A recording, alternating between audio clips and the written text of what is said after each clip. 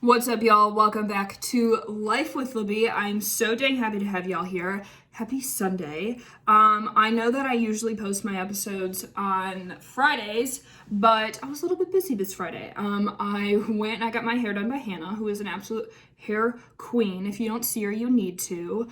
And then I drove down to Fort Wayne, Indiana, where my best friend Brittany lives, and I helped her get engaged. She got engaged yesterday. It was the most incredible thing, and I'm just so grateful that I got to be a part of the process. She had no idea, which was amazing because she asked me so many specific questions about it. Like, I got there and she was like, Libs, I had a dream this week that you came down here and Nick proposed to me in front of the Christmas tree and you were here to take pictures. I was like, what? I was like, dude, like, no, like, Nick would not involve me in that because I'm an awful liar. I can't lie to save my life. She just asked so many specific questions. Like, I'm so shocked I did not blow it. Like, she had no idea. It was incredible. And I'm just so grateful that I got to be a part of that and a part of, it was just amazing. It was so beautiful. But this week has just been such a big week. There have been so many things. Brittany got engaged. I launched Life with Libby at home, which honestly and truly, y'all, I was not planning on doing until the new year. I made an Instagram page, so I was working on my logo like last week, and I was like, okay, well, I need to make an Instagram page to see how this would look like as my profile picture, whatever. And I was like, okay, I'll just keep the page. And people started to follow me. I was like, what? Why are people following me? I haven't posted anything on here. Like, why are people following me? So then I was like, okay, well, people are following me and I need them to like know what's going on. So I launched Life with Libby at home, which is custom made furniture. So if y'all have seen my posts over quarantine, I fell in love with building furniture. I built some coffee tables, some nightstands. I built this desk. Like, I just really, really fell in love with it. And I decided to do this because I feel like most women scroll through Pinterest. They see something that they like, and then it's not gonna fit in their home the way they want it, or they can't find it. I was like, okay, well, just send me your Pinterest ideas and I will make it. Like, it's not that hard, I don't think, but I just decided, like, let's do this. Why not? Sorry, I'm so fidgety today, y'all. So I launched Life with Libby at home, and I just am so incredibly grateful because I've got a calendar over here, and I have a goal. Or I had a goal when I first launched it. I was like, okay, I just want one order, just one Life with Libby order. That's it. And I have 11. And I'm just like, oh, okay. So I'm just so incredibly grateful for that. But I want to share with y'all some of the thoughts that went through my head after I did it. Like, last Monday when I did this, I laid in bed. I was like, wait, am I a fraud? Like, I let fear creep in so hard, and it kept me awake at night. So I wanted to, one, share the fears that I had with y'all, and two, kind of share how I got out of it, like got out of my funk. Some of the fears that I had was, I feel like a fraud.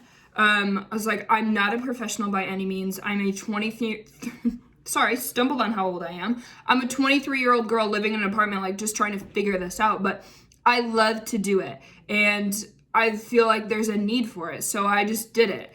I was like, but why me? Like, why should I do this? I feel like there are so many other people more qualified than me. And what are people going to think? Like, are people going to think poorly of me because the stuff isn't perfect that I make? Like, what's going to happen? Like, what are people going to say? Is this going to be like one of those things where, like, people send screenshots around in their friend group and like, oh my God, what is she doing? And I was like, why do I care? Like, why do I care what other people think? What does it matter?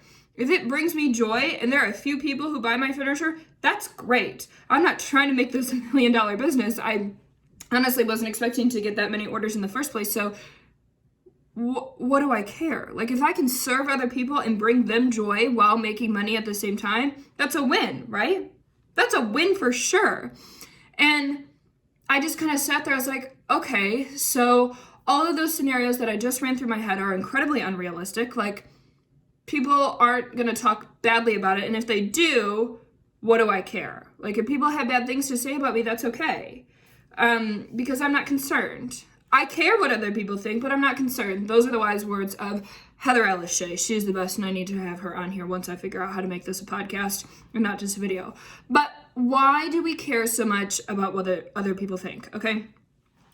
So say you do grab hold and you care about what other people's, okay, whatever. Let me tell you something. Other people's opinions of you do not need to become your reality. And 90% of the time, it's not even other people's opinions, it's what we think other people are thinking. Do you know how messed up that is, that we think we know what other people are thinking about us without even having a conversation with them?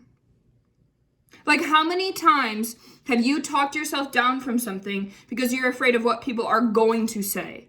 People haven't even said shit to you yet. Nobody said anything to you. And I launched Life with Libby, and I woke up the next morning and there were so many comments of people so excited and wanting to place orders. We create this false reality in our head that people just have negative things to say, and that's not true. And if somebody does have something negative to say, let's break that down. Okay, so let's say somebody says something not great about me, okay, and about the furniture that I make. One, are they more successful in that industry than I am? Okay? The only people's opinion that I would honestly and truly take are Dan and Sheila Young. They are family friends of ours. They own Young Cabinetry, and it is an absolute dream of mine to have their cabinets in my house one day. And they've been in this industry for so long, and it's a completely, like, cabinets and furniture is different. But, like, if Dan and Sheila are like, Libs, this isn't a great way to do it this way. I'd be like, you got it. You're running, like, an incredible business, and I look up to y'all so much. Like, if they said that, I would listen to them. But don't listen to someone who's not more successful than you. That doesn't make any sense. Because it just doesn't make any sense. Second, are you close to them? Like, if someone says something not so great, are you close to them? Are you friends with them?